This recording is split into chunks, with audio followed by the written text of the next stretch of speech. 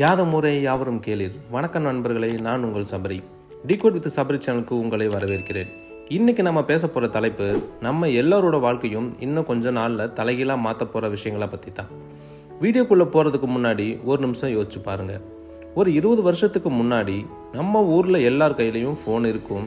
அதில் உலகம் முழுக்க இருக்கிற தகவலை பார்க்கலாம்னு யாராவது சொல்லியிருந்தா நாம் நம்பியிருப்போமா? கண்டிப்பாக மாட்டோம். ஆனால் இன்னைக்கு அது நிஜம். அதே மாதிரி தான் இன்னைக்கு நான் சொல்ல போகிற விஷயங்களும் இப்போ உங்களுக்கு ஒரு வேளை சினிமா மாதிரி தெரியலாம். ஆனால் இதெல்லாம் லேபில் ரெடி ஆகிட்டு இருக்கு. ஒரு சின்ன கற்பனை செஞ்சு பாருங்கள். நீங்கள் காலையில் எந்திரிக்கிறீங்க, கண்ணாடி முன்னாடி நிற்கிறீங்க. உங்கள் கண்ணில் இருக்கிற கான்டாக்ட் லென்ஸ் மூலமாக அன்னைக்கு என்னென்ன வேலை இருக்குன்னு கண்ணுக்கு முன்னாடி லிஸ்ட் வருது. நீங்கள் ஆஃபீஸ்க்கு போகும்போது உங்கள் கார் தானாக ஓடுது. நீங்கள் ஆஃபீஸில் இருக்கிற உங்கள் மேனேஜர் கூட பேசும்போது அவர் அங்கே இல்லை, ஆனால் உங்கள் முன்னாடி ஒரு பிம்பமாக நிற்கிறாரு. இதெல்லாம் கேட்கும்போது எப்படி இருக்குது? என்னப்பா ஏதோ ஹாலிவுட் படம் கதை சொல்கிற மாதிரி இருக்கும்னு நினைக்கிறீங்களா? ஆனால் இதெல்லாம் இப்போது டெஸ்டிங்கில் இருக்கிற கண்டுபிடிப்புகள். இதையெல்லாம் யார் கண்டுபிடிச்சது? இது எப்போ நம்ம கைக்கு வரும்? இதனால் நமக்கு லாபமா இல்லை ஆபத்தா? இதையெல்லாம் தான் இன்றைக்கி நம்ம வீடியோவில் டீட்டெயிலாக பார்க்க போகிறோம். இந்த வீடியோவோட முடிவில் நீங்கள் உலகத்தை பார்க்குற விதமே மாறிடும். நான் சொல்ல போகிற இந்த 5 கண்டுபிடிப்புகளில் 3வது விஷயமும் 5வது விஷயமும் ரொம்பவே விசித்திரமானது. அதனால் வீடியோவை எங்கேயும் ஸ்கிப் பண்ணாமல் பாருங்கள். நம்ம சேனலை இன்னும் சப்ஸ்கிரைப் பண்ணலைன்னா உடனே சப்ஸ்கிரைப் பண்ணிக்கோங்க. சரி, இப்போ நம்ம முதலாவதாக பார்க்க போகிற அந்த பிரம்மாண்டமான கண்டுபிடிப்பு நியூரோலிங்க். இதை பற்றி உங்களுக்கு ஏற்கனவே தெரிஞ்சிருக்கலாம், ஆனால் இதில் இருக்கிற அந்த ஒரு ரகசியம் உங்களுக்கு தெரியுமா? வாங்க பார்க்கலாம். நியூரோலிங்க் மனித பரிமாணத்தின் அடுத்த கட்டம். நாம் ஏன் மூளைக்குள் சிப் வைக்க வேண்டும்? மனிதன் கண்டுபிடித்த கருவிகளையே மிகச் சிறந்தது கணினி. ஆனால் அந்த கணினியை நாம் இயக்க நம் கைகளையும் கண்களையும் பயன்படுத்த வேண்டியிருக்கிறது. இது ஒரு பொதுவான செயல்முறை. நாம் நினைக்கும் வேகத்திற்கு கணினி வேலை செய்வதில்லை. இந்த இடைவெளியை குறைக்கத்தான் எலான் மாஸ்க் நியூரோலிங்க் என்ற நிறுவனத்தை தொடங்கினார். இது ஒரு பிரெயின் மிஷின் இன்டர்ஃபேஸ். இது எப்படி வேலை செய்கிறது?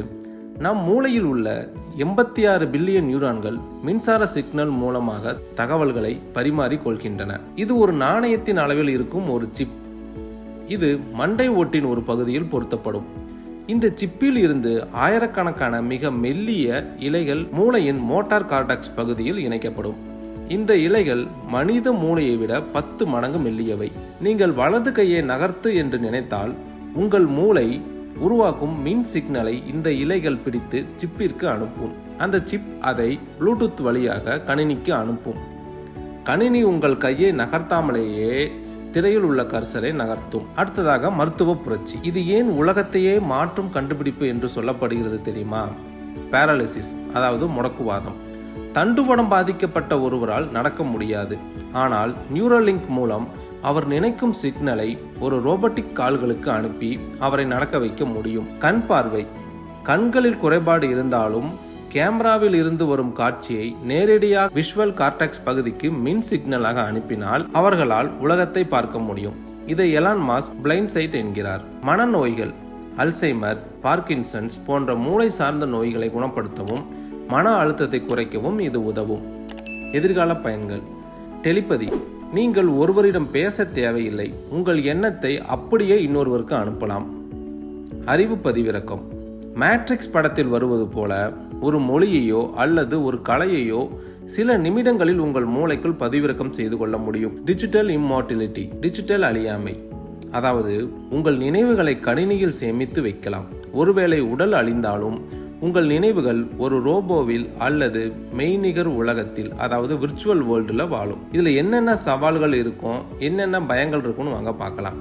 இவ்வளவு நன்மைகள் இருந்தாலும் இது ஒரு இரட்டை முனை கத்தி. ஹேக்கிங். கணினியைப் போல உங்கள் மூளை ஹேக் செய்யப்பட்டால் என்ன ஆகும்? உங்கள் எண்ணங்களை யாராவது கட்டுப்படுத்தினால்? பிரைவசி. உங்கள் ரகசிய எண்ணங்கள் கூட ஒரு தரவாக சேமிக்கப்படும் அபாயம் இருக்கிறது. சமூக ஏற்றத்தாழ்வு. பணம் இருப்பவர்கள் மட்டும் இந்த செப்பை பொருத்தி கொண்டு அதீத அறிவாளியாக மாறினால் சாதாரண மனிதர்களின் நிலை என்ன ஆகும்? அடுத்து நம்ம பார்க்க போகிறது ஹாலோகிராம்ஸ். ஹாலோகிராம்ஸ்னா என்ன? நாம் இப்போது பார்க்கும் டிவி அல்லது மொபைல் திரைகள் எல்லாமே 2D, அதாவது ஒரு தட்டையான மேற்பரப்பில் பிம்பங்களை பார்க்கிறோம். ஆனால் ஹாலோகிராம் என்பது 3D, முப்பரிமாணம் கொண்டது. லேசர் ஒளிக்கதிர்கள் காற்றில் குறிப்பிட்ட புள்ளிகளில் ஒன்றோடு ஒன்று மோதும்போது அங்கு ஒரு ஒளியிலான உருவம் உருவாகிறது. இதற்கு எந்த திரையும் தேவையில்லை. காற்றில் ஒரு மனிதரோ அல்லது ஒரு பொருளோ நிஜமாகவே நிற்பது போன்ற தோற்றத்தை உருவாக்கும் இது. வீடியோ கால் உலகத்தையே சுருக்கியது என்றால் ஹாலோகிராம் உலகத்தையே உங்கள் அறைக்குள் கொண்டு வரும். அதாவது அமெரிக்காவில் இருக்கும் ஒரு நபர் சென்னையில் இருக்கும் உங்கள் வீட்டு ஹாலில் ஒரு நாற்காலில் உட்கார்ந்து உங்களுடன் பேசுவார். அவர் நிஜமாக அங்கு இல்லை, ஆனால் உங்கள் கண்களுக்கு அவர் அங்கு இருப்பது போலவே தெரிவார். ஒரு இன்ஜினியர் லண்டனில் இருந்து கொண்டே துபாயில் கட்டப்படும் ஒரு கட்டிடத்தின் 3D வரைபடத்தை காற்றில் உருவாக்கி அதை சுற்றி நடந்து சென்று குறைகளை சுட்டிக்காட்ட முடியும். பாட புத்தகத்தில் இருக்கும் ஒரு இதயத்தின் படத்தை ரசிப்பதை விட ஒரு 3D இதயம் உங்கள் மேசைக்கு மேலே துளித்துக் கொண்டிருந்தால் எப்படி இருக்கும்? மாணவர்கள் அந்த இதயத்தை கைகளால் சுழற்றி பார்க்கலாம். அதன் உள்ளே இருக்கும் இரத்த நாளங்களை ஆராயலாம். வரலாற்று பாடத்தின் மகாத்மா காந்தி அல்லது அப்துல் கலாம் ஐயா போன்றவர்கள் உங்கள் வகுப்பறைக்கே வந்து உரையாற்றுவது போன்ற உணர்வை ஏற்படுத்த முடியும். இது கற்றலை ஒரு சுவாரஸ்யமான விளையாட்டாக மாற்றும். பொழுதுபோக்கில் என்னென்ன இருக்குன்னு வாங்க பார்க்கலாம். கான்செர்ட்ஸ். மறைந்த புகழ்பெற்ற பாடகர்களை மீண்டும் மேடைக்கு கொண்டு வர முடியும். ஏற்கனவே மைக்கேல் ஜாக்சன் போன்றவர்களின் ஹாலோகிராம் ஷோக்கள் நடத்தப்பட்டுள்ளன. எதிர்காலத்தில் இது இன்னும் தத்ரூபமாக இருக்கும். விளையாட்டில் என்ன இருக்குன்னு பார்க்கலாம். உங்கள் வீட்டு டைனிங் டேபிளிலேயே ஒரு குட்டி கிரிக்கெட் மைதானத்தை உருவாக்கி நேரடி போட்டியை 3Dயில் பார்க்கலாம். வீரர்கள் ஓடுவதும் பந்து வீசுவதும் உங்கள் கண்களுக்கு மிக அருகில் நடக்கும். இதில் என்னென்ன சவால்கள் இருக்குன்னா, மிக தெளிவான பிம்பத்தை உருவாக்க அதிகப்படியான கணினித்திறன் மற்றும் 6G போன்ற அதிவேக இணையம் தேவை. தற்போது இந்த தொழில்நுட்பம் மிகவும் விலை உயர்ந்ததாக இருக்கிறது.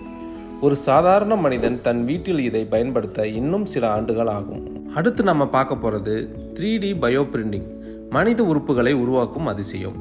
பயோ பிரிண்டிங்னா என்ன? நம்ம இதுவரைக்கும் பிளாஸ்டிக் அல்லது உலோகங்களை வைத்து 3D பிரிண்டிங் செய்வதை பார்த்திருப்போம். ஆனால் உயிர் செல்களை கொண்டு பிரிண்ட் செய்வது தான் 3D பயோ பிரிண்டிங். இது ஒரு சாதாரண பிரிண்டர் போல தான் செயல்படுகிறது. ஆனால் இதற்குள் இருக்கும் மை பாட்டிலுக்கு பதிலாக பயோ இங்க் எனப்படும் உயிருள்ள செல்கள் மற்றும் ஊட்டச்சத்து நிறைந்த ஜெல் பயன்படுத்தப்படுகிறது. இது எப்படி வேலை செய்யுதுன்னா, முதலில் ஒருவரின் பழுதடைந்த உறுப்பு MRI அல்லது CT ஸ்கேன் மூலமாக முழுமையாக ஸ்கேன் செய்யப்படும். நோயாளியின் சொந்த உடலிலிருந்து எடுக்கப்பட்ட ஸ்டெம் செல்கள் கொண்ட பயோ இங்க் தயாரிக்கப்படுகிறது. இதனால் உடலின் நோய் எதிர்ப்பு மண்டலம் இந்த உறுப்பை வெளிப்பொருள் என்று கருதி நிராகரிக்கும் வாய்ப்பு மிக குறைவு. கணினி கட்டளைப்படி பிரிண்டரின் முள் போன்ற அமைப்பு இந்த செல்களை அடுக்கடுக்காக ஒன்றின் மேல் ஒன்று அச்சிட்டு ஒரு உறுப்பின் வடிவத்தை உருவாக்குகிறது. மருத்துவத்துறையில் இதன் தாக்கத்தை பார்க்கலாம். உறுப்பு மாற்றும் அறுவை சிகிச்சை. இன்று உலகெங்கிலும் லட்சக்கணக்கான மக்கள் சிறுநீரகம், கல்லீரல் அல்லது இதயம் கிடைக்காமல் காத்திருக்கிறார்கள்.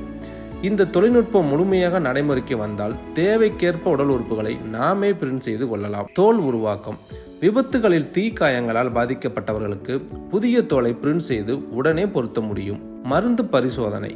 விலங்குகள் மீது மருந்து செலுத்தி பரிசோதிப்பதற்கு பதிலாக ஆய்வகத்தில் பிரிண்ட் செய்யப்பட்ட மனித திசுக்கள் மீது மருந்துகளை பரிசோதித்து பார்த்துக்கலாம். இதுல என்னென்ன சவால் இருக்குன்னா, இதயம் அல்லது மூளை போன்ற சிக்கலான நரம்பு மற்றும் இரத்த நாளங்கள் நிறைந்த உறுப்புகளை உருவாக்குவது மிக கடினமான செயல். இந்த தொழில்நுட்பம் ஆரம்பத்தில் மிகவும் விலை உயர்ந்ததாக இருக்கும்.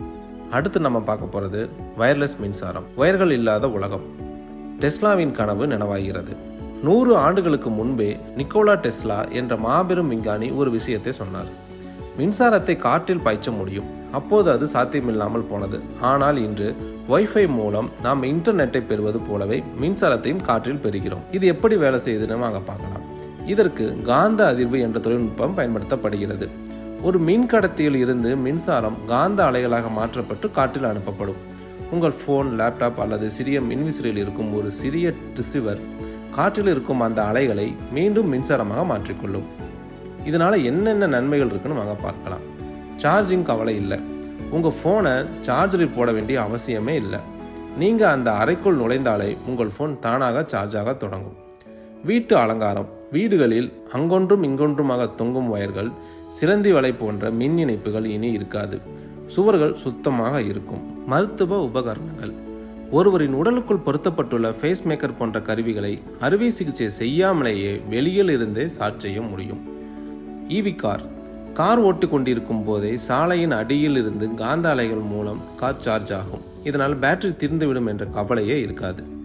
இதுல என்னென்ன சவால்கள் இருக்குன்னா, மின்சாரத்தை காற்றில் அனுப்பும் போது அதிகப்படியான மின்சாரம் வீணாவதற்கு வாய்ப்புள்ளது. தூரம் அதிகரிக்க ஆற்றல் குறையும். காற்றில் பாயும் இந்த அதிர்வுகள் மனித உடலுக்கு தீங்கு விளைவிக்குமா என்ற ஆராய்ச்சி இன்னும் நடந்து கொண்டிருக்கிறது. தற்போது வரை இது பாதுகாப்பானது என்றே சொல்லப்படுகிறது. அடுத்து நம்ம பார்க்க போறது ஹைப்பர் லூப், ஒளியை விட வேகமான பயணம். 5வது போக்குவரத்து முறை. சாலை, ரயில், கடல், வான்வழி போக்குவரத்தை தாண்டி 5வது முறையாக வருவதுதான் ஹைப்பர் லூப். இது எப்படி வேலை செய்யுது? ஒரு நீண்ட குழாய், அந்த குழாய்க்குள் இருக்கும் காற்று முழுமையாக வெளியேற்றப்படும். காற்று இல்லாததால் உராய்வு இருக்காது. அந்த குழாய்க்குள் ஒரு பெட்டி போன்ற அமைப்பில் பயணிகள் அமர்வார்கள். காந்த சக்தியை பயன்படுத்தி அந்த பெட்டியை அந்தரங்கத்தில் மிதக்க விட்டு அதிவேகமாக தள்ளுவார்கள். காற்று தடை இல்லாததால் ஒரு விமானத்தை விட வேகமாக, அதாவது மணிக்கு சுமார் 1200 கிலோமீட்டர் வேகத்தில் இதில் பயணம் செய்ய முடியும். சென்னை டு பெங்களூர் வெறும் 30 நிமிடம். யோசிச்சு பாருங்க, நீங்க சென்னையில் இருந்து கிளம்பி 30 நிமிடத்தில் பெங்களூரு சென்று அடையலாம். இதனால் போக்குவரத்து நெரிசல் குறைவு, நேரம் மிச்சமாகும். இது மின்சாரத்தால் இயங்குவதால் சுற்றுச்சூழலுக்கு எந்த பாதிப்பும் ஏற்படுத்தாது. தொழில்நுட்பத்தின் கைகளில் மனித குலம். நாம இவ்வளவு நேரமா பார்த்த இந்த விஷயங்கள் எல்லாம் ஏதோ ஒரு ஹாலிவுட் படத்தோட கதை இல்லை. நம்ம மூளைக்குள்ள போக போற ஒரு சின்ன சிப், காத்துலேயே தெரிய போற நம்ம உறவினர்களுடைய உருவம், லேப்ல வளர போற மனித உறுப்புகள், ஒயரே இல்லாம பயப்போற மின்சாரம், அப்புறம் ஒளியை விட வேகமா நம்மை கொண்டு செல்ல போற ஹைப்பர் லூப். இவை எல்லாமே எதை உணர்த்தது? மனிதனோட தேடல் நிற்கவே இல்லை. நாம ஒரு காலத்துல நெருப்பை கண்டுபிடிச்சப்ப எப்படி ஒரு புரட்சி ஏற்பட்டதோ அதே மாதிரியான ஒரு மிகப்பெரிய தொழில்நுட்ப புரட்சியோட வாசல்ல இப்ப நாம நின்றுட்டு இருக்கிறோம். ஆனா இங்க ஒரு முக்கியமான விஷயத்த நாம யோசிக்கணும். தொழில்நுட்பம் எப்பவுமே ஒரு கத்தி மாதிரி. அதை வச்சு ஒரு உயிரை காப்பாற்றவும் முடியும், ஒரு உயிரை அழிக்கவும் முடியும். நம்ம மூளையில சிப் வைக்கும்போது நம்ம அறிவாளி ஆகலாம். ஆனா நம்மளோட தனித்தன்மை என்ன? ரோபோக்கள் எல்லா வேலையும் செஞ்சா மனிதரோட உழைப்புக்கு என்ன மரியாதை இருக்கும்? இயற்கையை தாண்டி நாம ஆய்வகத்துல எல்லாத்தையும் உருவாக்கும் போது இந்த பூமி தன்னோட சமநிலையை இழந்துடுமா? இந்த கேள்விகளுக்கெல்லாம் காலம்தான் பதில் சொல்லணும். ஆனா ஒண்ணு மட்டும் உறுதி, மாற்றங்கள் வரும்போது அதை தடுத்து நிறுத்த முடியாது. அதை தெரிஞ்சுக்கிட்டு நம்ம தயார் செஞ்சுக்கணும். இப்ப சொல்லுங்க நண்பர்களே, நான் சொன்ன இந்த 5 கண்டுபிடிப்புகள்ல உங்களுக்கு எது ரொம்ப பிடிச்சிருந்தது? எதை பார்த்து நீங்க பயப்படுறீங்க? இல்ல இதை தவிர வேற என்ன கண்டுபிடிப்புகள் உலகத்தை நினைக்கிறீங்க? உங்க ஒவ்வொருத்தரோட கருத்தும் எனக்கு ரொம்ப முக்கியம். அதை மறக்காம கீழே கமெண்ட் பண்ணுங்க. நான் எல்லா கமெண்ட்டையும் படிக்க காத்துக்கிட்டு இருக்கிறேன். இந்த வீடியோ உங்களுக்கு பிடிச்சிருந்தா ஒரு லைக் போடுங்க. ஏன்னா நீங்க கொடுக்குற ஒவ்வொரு லைக்கும் எனக்கு இன்னும் நிறைய விஷயங்களை தேட ஒரு ஊக்கமா இருக்கும். உங்க ஃப்ரெண்ட்ஸ் யாருக்கெல்லாம் டெக்னாலஜி மேல ஆர்வம் இருக்கோ அவங்களுக்கு இந்த வீடியோவை ஷேர் பண்ணுங்க. முக்கியமா நம்ம டிகோட் வித் சபரி சேனலை சப்ஸ்கிரைப் பண்ணி அந்த பெல் ஐக்கானையும் தட்டிக்குங்க. ஏன்னா எதிர்காலத்தை பத்தி இன்னும் பல சுவாரஸ்யமான தகவல்கள் உங்களுக்காக வந்துட்டே இருக்கு. தொழில்நுட்பத்தை வெறும் கருவியா பார்ப்போம், மனித நேயத்தை நம்ம அடையாளமா வைப்போம். அடுத்த வீடியோல உங்களை சந்திக்கிறேன். நான் உங்கள் சபரி. நன்றி, வணக்கம்.